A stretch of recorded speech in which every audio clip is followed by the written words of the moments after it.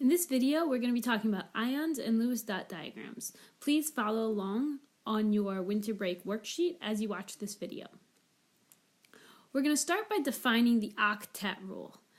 When you hear the word octet, you should recognize a piece of this, the oct part. Oct as in octopus or octagon means 8. So the octet rule is in order to be stable, atoms need 8 valence electrons. So valence electrons, again, are the electrons in the outer shell. So electrons want to have a full outer shell, or 8 valence electrons. Atoms will gain or lose electrons in order to become stable. So let's see what I mean by this. And an ion is an atom that has lost or gained electrons. So sometimes, in order to make the octet rule happen, in order to get 8 valence electrons, atoms will become ions. So when atoms gain or lose electrons, they are becoming ions. So let's take aluminum. Aluminum has 13 electrons. This is an atom of aluminum, a neutral atom of aluminum. It has 13 protons, 13 electrons. And so this is the Bohr diagram for aluminum. I want you to notice that aluminum has 3 valence electrons. So in order to achieve stability and reach that octet rule, aluminum can do 2 things. An atom of aluminum could gain enough electrons to have 8. So it could gain, let's see, if it starts with 3, it could gain 5 electrons. And then it would have 1, 2, 3, 4, 5, and there is a total of 8 valence electrons on that outer shell. It's now stable. However, I want you to also notice that it could lose 3 electrons. If it lost this electron, and this electron, those 3 valence electrons, that whole valence shell goes away. And so notice, it now, on its outer shell, on its new outer shell, it now has 1, 2, 3, 4, 5, 6, 7, 8. It now has 8 electrons. So this is a stable atom of aluminum, a stable ion of aluminum. So how do we know, how can we tell whether aluminum would gain 5 electrons or lose 3 electrons? The answer to this is you're just looking at the numbers. We're comparing these numbers. 3 is less than 5. So therefore, it's going to lose 3 electrons. Whichever number, whichever option is lower, that's the option that the atom is going to take. It is easier to lose 3 electrons than gain 5 electrons because 5 electrons is more than 3 electrons. So this aluminum atom has now lost 3 electrons. So it is now Al, and let's see what the charge will be. It still has 13 protons, but now it has 10 electrons. So it has 13 positive charges and 10 negative charges. Okay, so 13 minus 10 equals a positive 3. So this is called aluminum plus 3. That is the ion of aluminum. Here we have oxygen. Oxygen has 8 electrons. It has 1, 2, 3, 4, 5, 6 valence electrons. So its 2 options are it can either gain 2 because 6 plus 2 equals 8.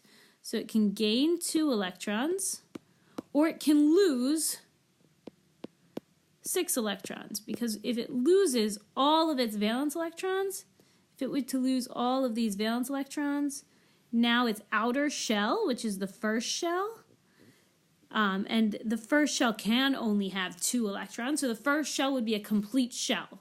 So this oxygen atom would be stable. However, we're looking at these numbers, gaining 2 electrons or losing 6 electrons.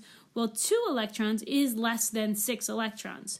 So this oxygen atom is going to gain 2 electrons, and now it has a total of 8 valence electrons. So this will be O2 minus.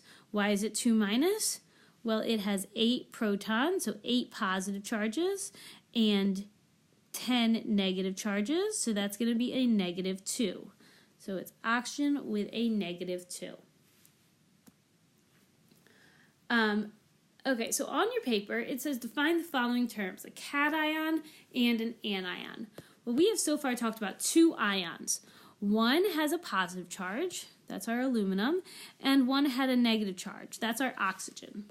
So an ion that has a positive charge is called a cation, and an ion that has a negative charge is called an anion. So a cation is an atom that lost electrons, so it now has more protons than electrons, and became an ion that has a positive charge, just like that aluminum, that 3+. Cations are positive. An anion is an atom that gained electrons, so now it has more electrons than protons, and it became an ion with a negative charge, just like that oxygen ion, the O2-. It's a negatively charged ion. Okay, so now we're going to talk about Lewis dot diagrams. A Lewis dot diagram just shows the valence electrons. So for example, aluminum, as we learned previously, aluminum had initially it had 3 valence electrons. So to draw its Lewis dot structure, we are just putting 3 dots. Each dot will go on one side, and then once you get to 4, then you can start doubling them up. So this is the structure for aluminum. An aluminum cation, Al3+, now lost these 3 electrons. It lost those 3 electrons, so now it lost its valence electrons, so we won't draw any dots, and we will just put it in brackets and write the charge. That means this aluminum ion has lost the 3 electrons and now has a +3 charge. Oxygen had 6 valence electrons, so the Lewis dot structure for oxygen looks like this. Now again, you put 1 dot on each side, but that's 4, so now 5, 6, and you can start from any side of the atom. But imagine there's like a box around the atom and you're just putting electrons on each side. And the oxygen ion, the oxygen anion, so a -2 charge, will have 2 more electrons. Remember, electrons are negatively charged, so if you have a negative charge, that means you have more electrons. So this is going to have a total of 8 electrons. So we'll put, let me do this properly. So you start by putting 1 on each side. 1, 2, 3, 4. We need 8, 5, 6, 7, 8. And this does have a charge. It is now an ion. So we put it in brackets and we will put the 2 minus charge right outside. Okay, so it's your turn now. Go ahead and draw the Lewis dot diagrams for all 8 of those elements, and then draw the Lewis dot structures of the ions.